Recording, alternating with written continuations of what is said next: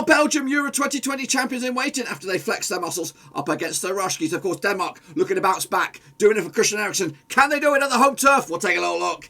Nay. If you're new to the channel, smash your subscribe and get your bang out today with all things Euro 2020 related, Blackburn Rovers related, whoa, football related. We're going to all here under one roof skin. Of course, big shout out to the VIPs. They are the Patreon. So here we go. Of course, Denmark looking to bounce back. Of course, with all the drama, all the horrific scenes we did see last time around. Of course, I'm not expecting Eriksen to be anywhere near the team for this one. Of course, after all that, we're still waiting to hear the full diagnosis from that one. But let's hope Denmark can bounce back at their own turf up against the Belgians to get back into the Euro reckoning. Of course, big ask this one. Taking place on the 17th of June. What do we think about it? We'll have a quick look at the teams as we head into this. Of course, Denmark managed by Kasper Hulsmann, and of course, been in a real difficult position this past last match day, and hope to bounce back this time around. Group D runners up. They were confirmed their date on the 18th of November 2019, and been at Euros 8 times, winning it, of course, and FIFA ranking of 10. Of course, the resume looks like this: taking on Belgium right here, right now, then taking on the Ruskies on the 21st of June. Get a point here, they're right back in it. A win, and they're right in the old mix. Of course, they did start with that 1-0 loss. A game is controversial that they played on, but they did play on. Of course, Finland getting the goal with Polipacciano getting the one and only one to give them all 3 points. Quick look at the 26-man squad here. Of course, it's going to have to be rotated a little bit for the absence of action. And it ain't people are... might even be burying, not even burying, but he's the biggest player. He's the main driving force for Denmark. It's a tragic scenario for anybody, but they've just lost a catalyst on this one.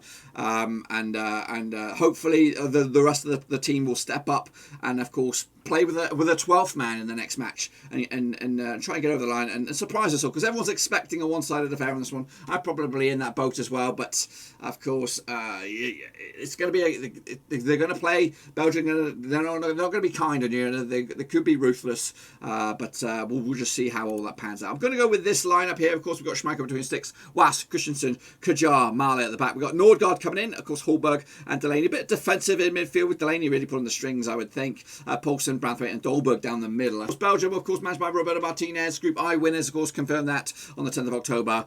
Been there at the Euros 5 times in the past and currently ranked number 1 in the world. And they did show that they are in that ilk of being number 1 in the world. Of course, the resume looks like this. Up against Denmark next. Then, of course, it's the Finns on the 21st of bloody June. They did wrap up their first encounter with a 3-0 win over Russia. Lukaku with the brace. Look at the squad. We got some faces that never really got the chance last time around, of course.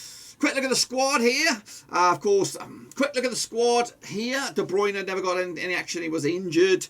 Witzel was looking to get back into it. Who else? Eden Hazard got a cameo from the bench, so we might see him from the get-go. Courtois between sticks, Boyata, Vertonghen and Alderweireld at the back. We got Hazard, that's Torgan Hazard on the left. Witzel, Tielemans and Meunier on the right. The Borussia midfield or Borussia flankers there. We got De Bruyne, Hazard starting this game, and of course Lukaku up top.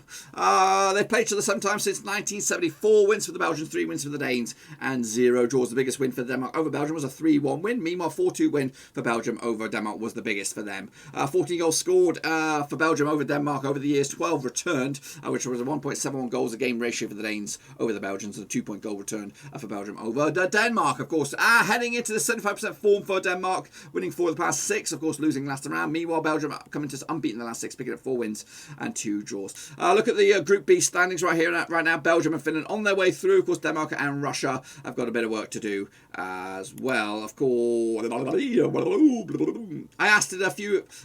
dropped a poll on the old channel. 140 of you put a vote in to see who would win between Denmark and Belgium. And of course, dropped a poll on the old YouTube channel. Late last night. Got to get them in early doors. 87% of you voted for Belgium to win this one. 8% went with Denmark, and 5 went with the draw. The players will want to do this for Eriksen. They want to give a good account of themselves, but still their minds will be elsewhere to see, what's happening in the hospital, what's happening with the recovery.